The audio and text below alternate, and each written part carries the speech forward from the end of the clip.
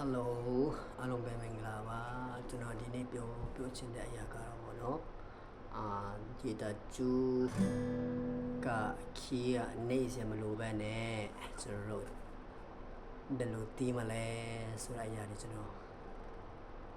ရှင်းပြချင်တာပေါ့နော်တခါတလေစုတောင်းချင်းတို့ဘာလို့တော်တဲ့အခါမှာကျွန်တော်တို့ဂီတာတီးတဲ့အခါမှာဟိုမှာဒီခီးနဲ့တီးမယ်ဆိုလို့ရှိရင်ဒီခင်းနဲ့တီးမယ်ဆိုတော့ရှင်ဒါတစ်နှစ်ဆိုတော့ဒါကခီးကဒီလိုနေရှာမလို့ပဲနဲ့ခီးအလွတ်နဲ့ပေါ့နော်အလွတ်နဲ့အဲ့ဒီခီးပဲတီးချင်တယ်ဆိုလို့ရှိရင်ကျွန်တော်မျက်ဝေပြီးချင်တာဖြစ်ပါတယ်အခုကျတော့ဒါအပေါ်ဆုံးကျတော့ E ခီးဆိုတော့အပေါ်ဆုံးကျ E ခီးပြီးတော့ငါကြွကြတော့ A key လေးကြွကြတော့ D key သုံးကြွကြတော့ G key နှစ်ကြွကြတော့ B key တစ်ကြွကြတော့ E ပေါ့နော်ဆိုတော့ကျွန်တော်တို့ဒါ key ကနေစရာမလိုပဲနဲ့ကျွန်တော်တို့အလွတ်နဲ့ပေါ့နော်အလွတ်နဲ့ D key တီးဖို့ဆိုတော့ရှိရင်ကျွန်တော်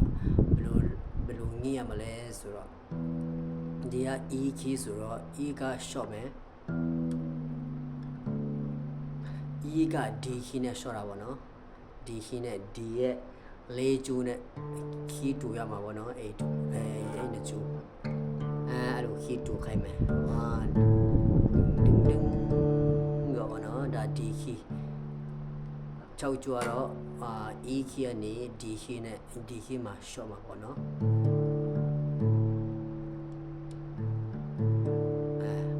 ပြီးတော့ဒီ3ကျိုးမှာကျတော့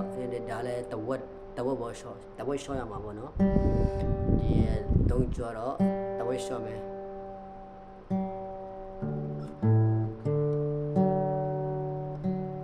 အဲ့လိုပေါ့နော်ပြီးတော့ဒီနှစ်ကျိုးလည်း short ရမယ်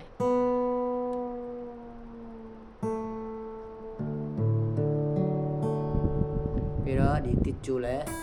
ခုနလိုပဲအပေါ်ဆုံးလိုပဲကျွန်တော်တို့ E key နဲ့ D key မှာ key လျှော့ရမှာเนาะ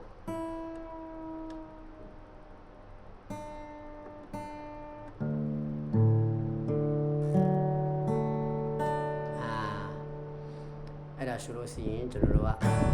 key ကဒီလိုနှိမ့်စမလို့ပဲနဲ့ D key ဖြစ်တော့ဘောနော်ဒါ D key ပေါ့နော်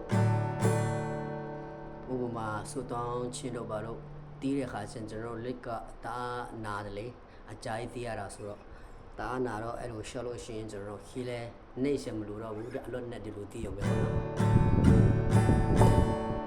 Okay အဆင်ပြေမယ်လို့ထင်ပါတယ်ဆိုတော့ဥပမာဒီတီးရင်တီးနဲ့တချင်းတပိုးလောက်လာမယ်ဆိုပါစို့အဲ့ဒါအရေးပေါ်နေရမယ်ဆိုလို့ရှိရင်ဥပမာ D key နဲ့ G key မှာဆိုလို့ရှိရင်ဒီမှာတစ်ပါးနှစ်ပါးသုံးပါးလေးပါးငါးပါးမှာဒီလိုပေါ့နော်ဒါညှိရပဲအကောင်တခြားထောင်ရုံပဲပေါ့နော်ဒါငါးပါးမှာ